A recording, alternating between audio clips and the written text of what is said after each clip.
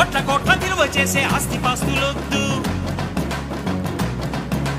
బిరుదులెన్నో తెచ్చిపెట్టు పదవులు వద్దు,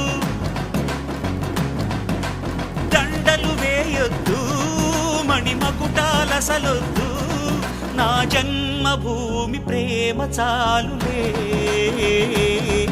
నా గోరంత చెమటకు కొండంత సిరులిచి పెంచినది ప్రజలే కదా, నా తనువును ధనమును ప్రజలకు ప్రగతికి పంచుట పాడి కదా.